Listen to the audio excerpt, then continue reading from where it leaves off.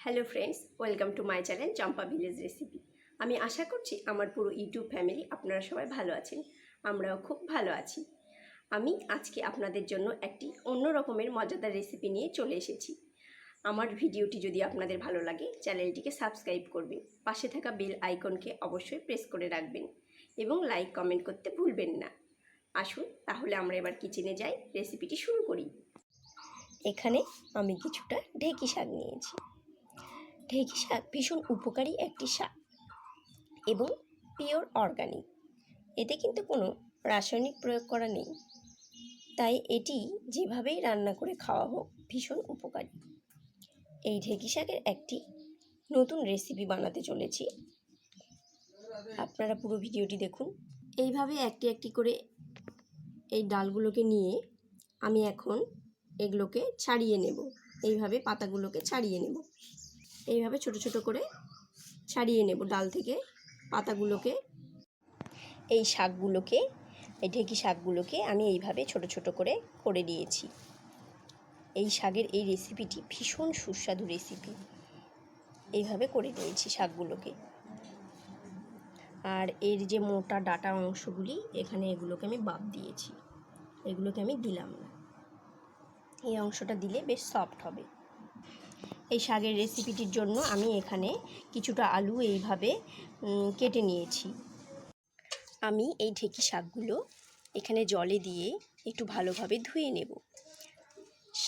শাকে তো অনেক নোংরা থাকে, ওই জন্য শাক একটু ভালোভাবে ধুয়ে নিতে হয়।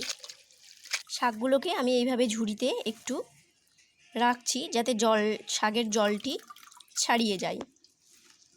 আলুগুলোকে আমি একটু ভালোভাবে ধুয়ে নেব, কারণ আলুতে তো প্রচুর নোংরা থাকে। কড়াই হিট হয়ে গেছে, আমি এবার কিছুটা তেল দিয়ে নিচ্ছি। কাঁচা লঙ্কা ফোড়ন দিয়ে দিলাম, পাঁচফোড়ন দিলাম কয়েকটি। এবার আমি যে আলুগুলো কেটে ধুয়ে রেখেছিলাম সেগুলোকে কাটছি।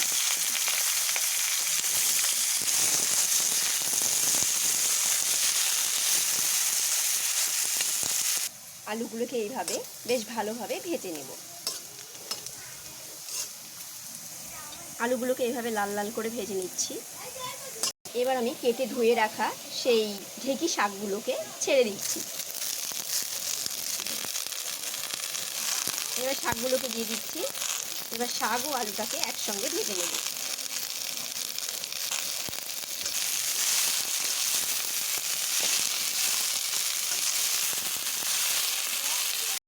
শাক ও আলুগুলোকে খুব ভালোভাবে ভেজে নেব। আমি এখানে কিছুটা নুন দিয়ে নিচ্ছি। এবার এই শাকে কিছুটা হলুদ দিয়ে নিচ্ছি। এবার হলুদ ও লবণগুলোকে ভালোভাবে মিশিয়ে নেব।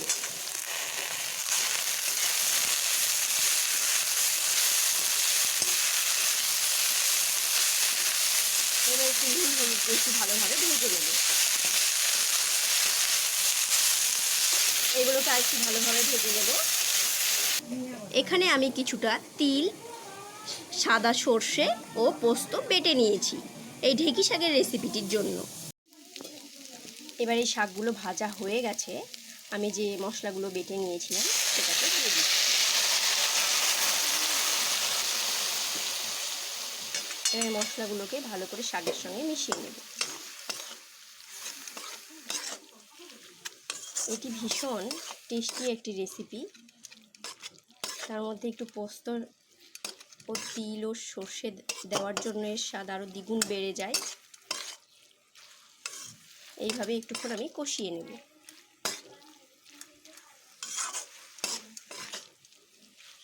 আমি এখানে একটু জল দিয়ে নেব।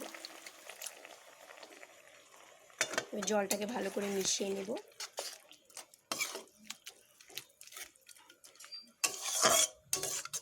এবার এটা ফুটছে বেশ, এটা খুব বেশিক্ষণ হবে না, আমি এখনই এটাকে নামিয়ে নেব। এবার আমার এটি হয়ে গেছে, আমি এখানে একটু কাঁচা সর্ষের তেল দিয়ে নেব। এটি টেস্টি বাড়ানোর জন্য একটু কাঁচা সর্ষের তেল দিয়ে নিচ্ছি। এবার এই তেলগুলোকে আমি একটু ভালোভাবে মিশিয়ে নেব।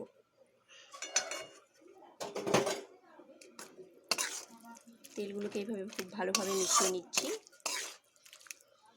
এই রেসিপিটি আপনারা ট্রাই করবেন, ভীষণ। আমার এই ঢেঁকি শাকের রেসিপিটি কমপ্লিট হয়ে গেছে। এটি এখনও রেডি টু সার্ভ। ভীষণ টেস্টি একটি রেসিপি। আপনারা যারা আমার ভিডিও প্রথম দেখছেন তারা চ্যানেলটিকে সাবস্ক্রাইব করবেন। ভালো লাগলে একটি লাইক ও কমেন্ট অবশ্যই করবেন।